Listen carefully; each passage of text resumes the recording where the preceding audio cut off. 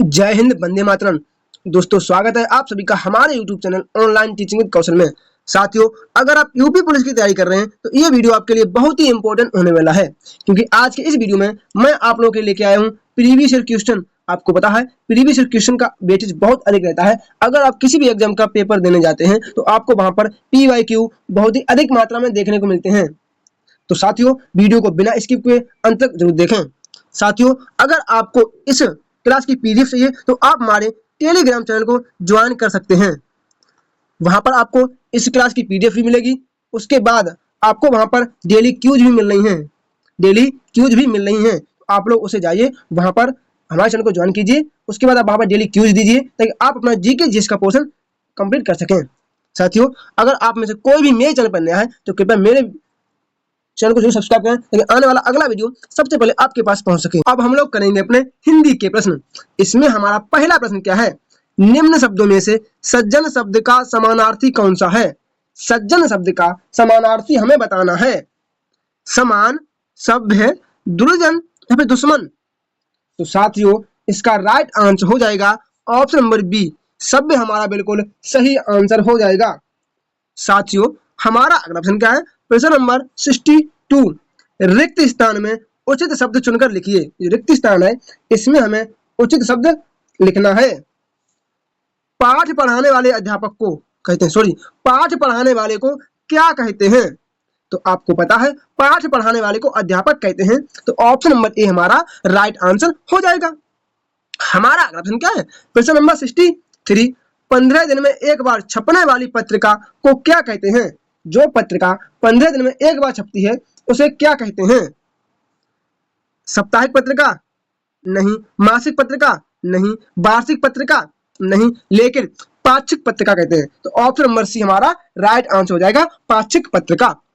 हमारा अगला प्रश्न क्या है? प्रश्न नंबर 24। रात्रि और सूर्योदय के बीच के समय को क्या कहते हैं? जो रात्रि और सूर्योदय के बीच का समय होता है उसे हम क्या कहते हैं? दिन, दिवस, अरुणिमा, फिर उषा काल। तो साथियों, उसे हम उषा काल कहते हैं। ऑप्शन नंबर डी हमारा राइट आंसर हो जाएगा, उषा काल। हमारा अगला प्रश्न क्या है? प्रश्न नंबर 65 हमारा क्या हो जाएगा? वाक्य के किस भाग में अशुद्धि है? इनमें से ऐसा कौन सा वाक्य है जो अशुद्ध लिखा गया है? बाघ को देखकर उनका प्राण सूख गया, ये गलत है। उनका प्राण नहीं, उनके प्राण सूख गए, उनके प्राण सूख गए ये होता तो सही आंसर हो जाता। तो क्या हो जाएगा? गलत। ऑप्शन नंबर सी हमारा गलत हो जाएगा। हमारा अगला प्रश्न क्या है? प्रश्न नंबर 66। शुद्ध शब्द चुनिए। इनमें से हमें शुद्ध शब्द का चयन करना है। देखो, ये परीक्षा गलत है, ये वाला भी परीक्षा गलत है, ये तो बिल्कुल गलत है। तो ऑप्शन नंबर सी हमारा राइट आंसर होगा, परीक्षा। हमारा अगला प्रश्न क्या है? प्रश्न नंबर 67। जो स्त्री के वशीभूत या उसके स्वभाव का हो, जो स्त्री के वश में हो या फिर उसके स्वभाव का हो, उसे क्या कहते हैं? देखो, पतिव्रता तो नहीं कहते हैं, पत्नीव्रता नहीं, मंत्रमुग्ध नहीं, स्त्रैण कहते हैं। क्या उसे स्त्रैण कहते हैं? हमारा अगला प्रश्न क्या है? प्रश्न नंबर 68 हमारा क्या हो जाएगा? खरी मजूरी चोखा काम। खरी मजूरी चोखा काम के लिए हमें सही अर्थ बताना है। मतलब मुहावरे का अर्थ क्या हो जाएगा? तो इसका हो जाएगा क्या? पूरी मजदूरी देने पर अच्छा काम होता है। जब आप किसी मजदूर को उसका आप पूरा रुपए दे देते हैं तो वह और मन से काम करता है। तो इसका राइट आंसर हो जाएगा ऑप्शन नंबर बी। हमारा अगला प्रश्न क्या है? प्रश्न नंबर 69। मधु जहर की घूंट पीकर रह गई। मधु जहर की घूंट पीकर रह गई। रेखांकित खंड के लिए, मतलब जिसके नीचे ये अंडरलाइन है, हमें उसका अर्थ बताना है। कड़ी दवा पीना गलत। तो क्या हो जाएगा? क्रोध को नियंत्रित करना, मतलब उसने अपने क्रोध को नियंत्रित कर लिया। हमारा अगला प्रश्न क्या है? प्रश्न नंबर 70 हमारा क्या हो जाएगा? निम्न में से कौन सा शब्द राजीव का पर्यायवाची है? इनमें से राजीव का पर्यायवाची कौन सा शब्द है? तामरस, पादर, रसाल या फिर कुमुद।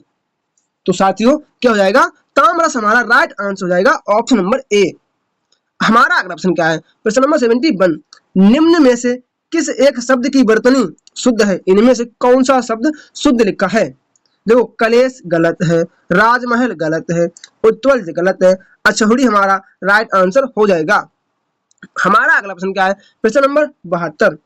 कान के नीचे लटकता हुआ कोमल भाग के लिए एक शब्द होगा, जो कान के नीचे लटकता हुआ कोमल भाग है उसके लिए एक शब्द क्या हो जाएगा? कर्णफूल नहीं, कर्णभर नहीं, कर्णरस नहीं, कर्णपाली हमारा राइट आंसर हो जाएगा ऑप्शन नंबर सी, कर्णपाली। हमारा अगला प्रश्न क्या है? प्रश्न नंबर 73, रेखांकित शब्दों में से शुद्ध शब्द छांटिए। इसमें से हमें शुद्ध शब्द छांटना है।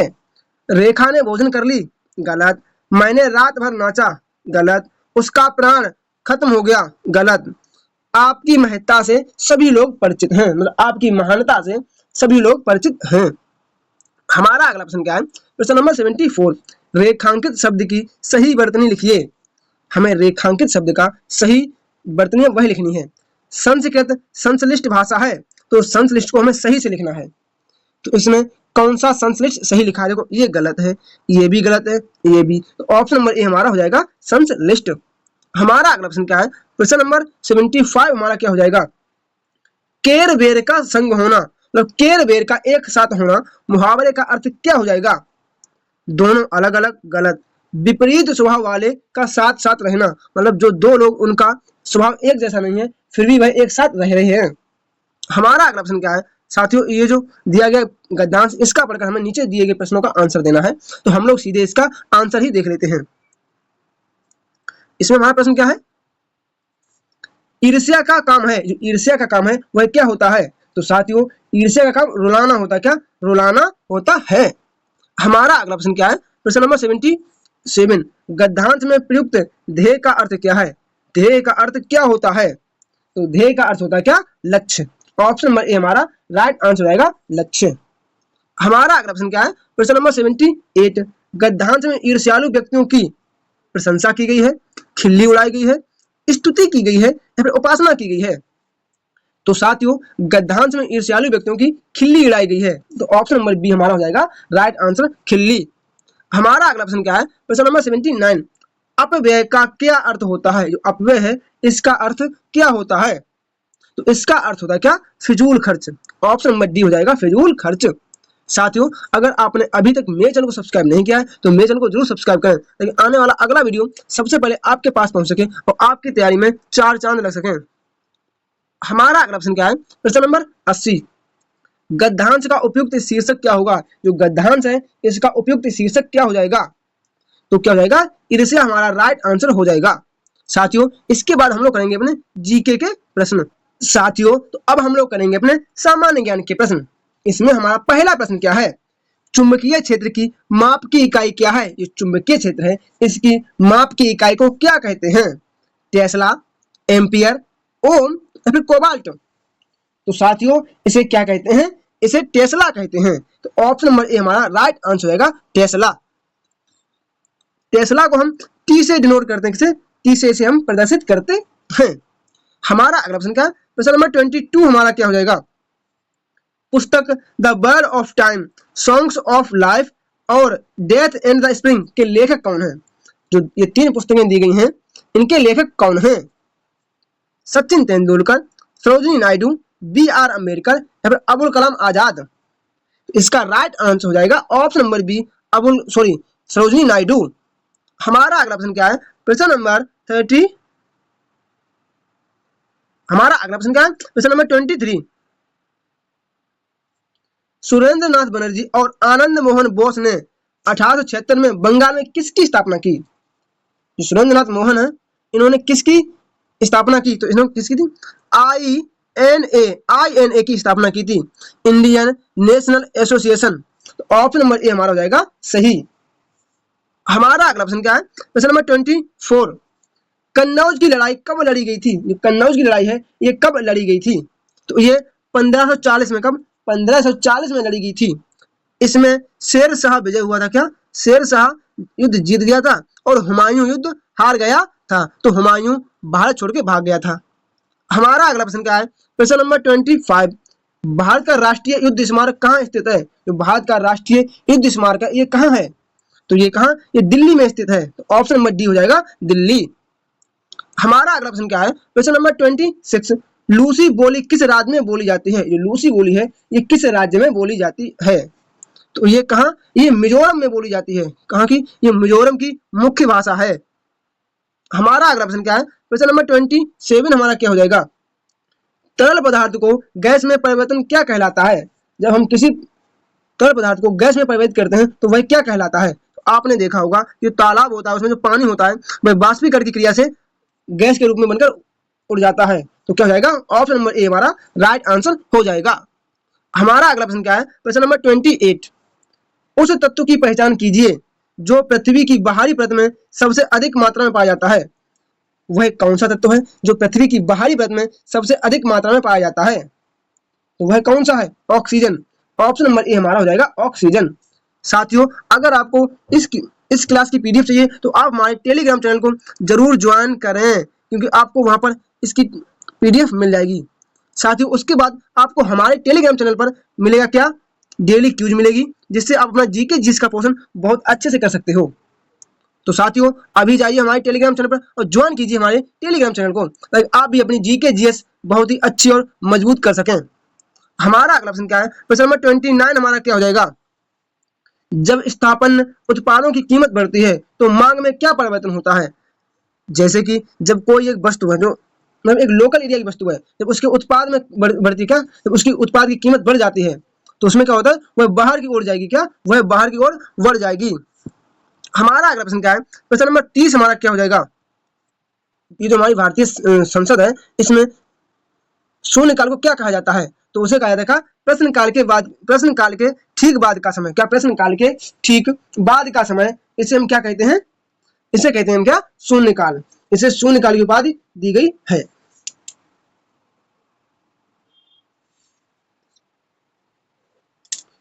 हमारा अगला प्रश्न क्या है, प्रश्न नंबर 31 हमारा क्या हो जाएगा, सौहार्द्र पर्वतमाला भारत के कहां से दक्षिणी भाग कन्याकुमारी तक फैली हुई है। तो ये गुजरात कहां, ये गुजरात से कन्याकुमारी तक फैली हुई है। हमारा अगला प्रश्न क्या है, प्रश्न नंबर 32, बेंड योर बैक शब्द का प्रयोग किस खेल में किया जाता है। तो ये जो बेंड और योर बैक है इसका प्रयोग हम क्रिकेट में करते हैं, क्रिकेट में करते हैं। ऑप्शन नंबर बी हमारा राइट आंसर हो जाएगा।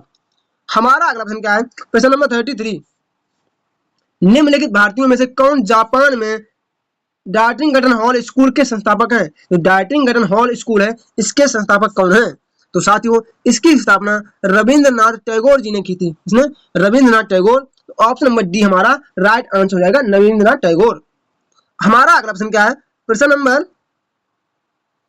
34 हमारा क्या हो जाएगा, एनर्जी एफिशिएंसी सर्विसेज लिमिटेड ने निम्नलिखित में से किसे अपना कार्यकारी अधिकारी नियुक्त किया है।